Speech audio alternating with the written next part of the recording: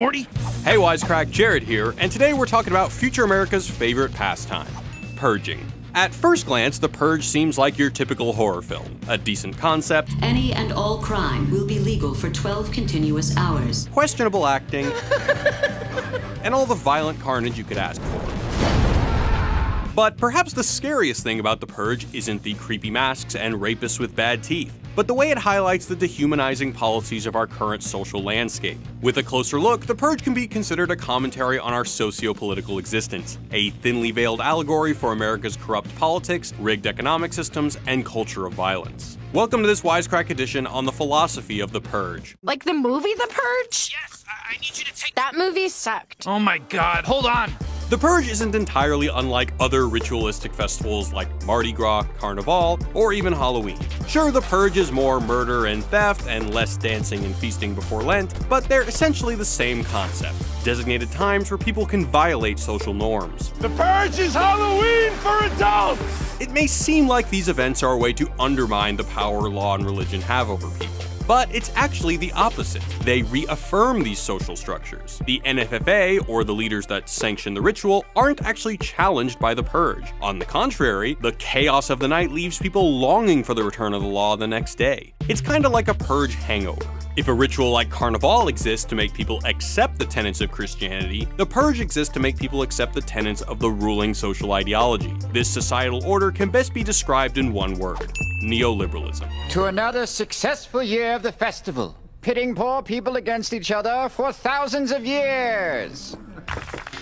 The politics of disposability. The basic idea of neoliberalism is that the government should hop off the market's nuts and only craft policies that promote the free flow of goods and protect corporate interests. Each movie reflects a different facet of the neoliberal economy. The way characters deal with the Purge brings to focus the conditions of their respective economic class. The original Purge is about the impact of the event on an upper-middle-class suburban family. The Sandins have burb problems. A sketchy-looking homeless guy infiltrates their gated community, their neighbors can't keep up with the Joneses, so they try to kill them out of jealousy. You made so much money off of us, and then you just stuck it in our faces. Their daughter is hooking up with an older dude that tries to kill Daddy Sandin, and their son is creepy as hell.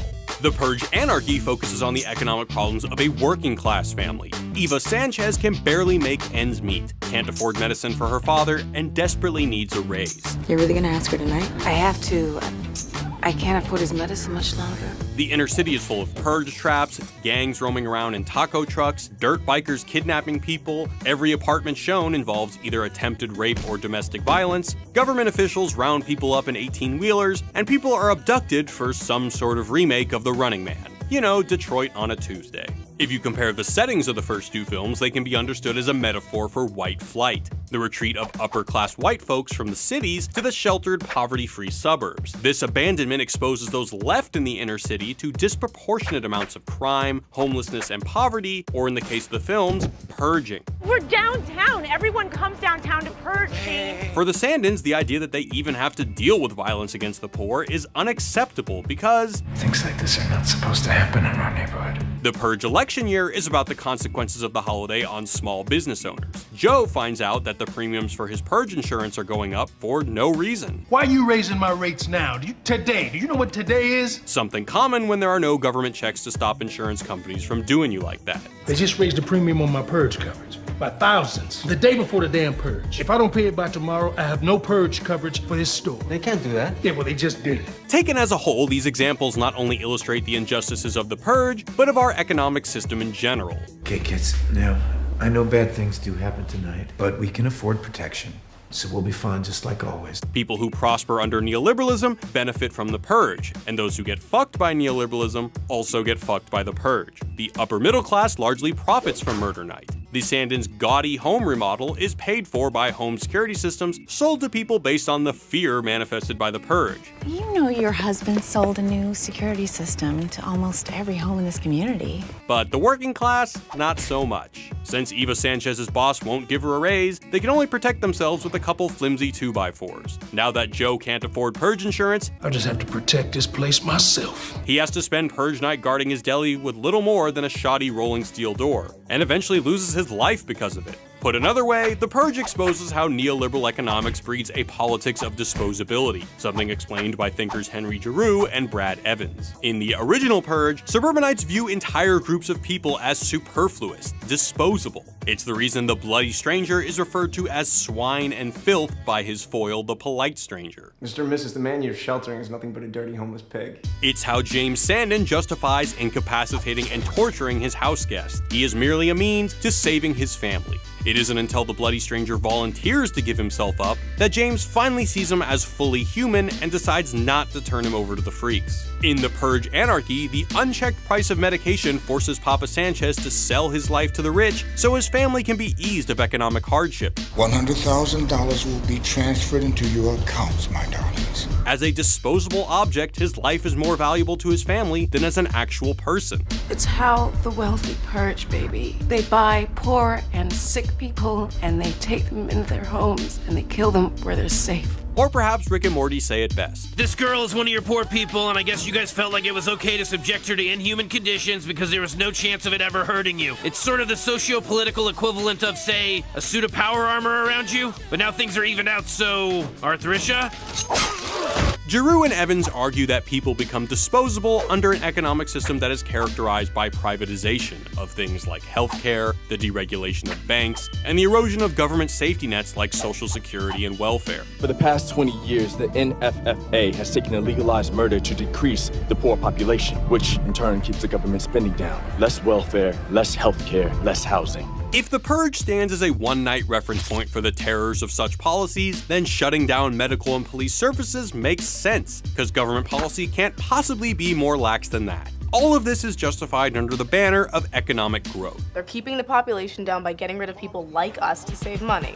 The elderly, infirmed, poor, and so-called non-contributors are sacrificed so the economy can grow unhindered. These are the real victims of the purge, the people that the NFFA are trying to eliminate so that they don't have to take care of them anymore. This elimination of the population is actually paralleled in the real neoliberal economy. People unable to afford EpiPens, people stuck eating ramen and the dollar menu for 20 years, or people exposed to contaminated drinking water, pollution from coal factory plants, and nuclear waste. Neoliberalism exposes those same populations to slow death. Instead of actively purging them, it just sort of lets them die. This justification for the purge isn't based on some new fancy economic idea. It goes all the way back to 1798 in a book titled Essay on the Principle of Population by Reverend Thomas Robert Malthus, aka Reverend Run. Malthus argued that because production would be unable to keep up with demand, a growing population would create massive food shortages. His solution? Employ laws that keep birth rates low and death rates high. Things like famine, disease, and wars. Unfortunately, the citizens aren't killing enough, so we supplement it all to keep things balanced. This is echoed in the Purge election year by Caleb Warrens, head of the NFFA. Idealistic pigs. They want the impossible.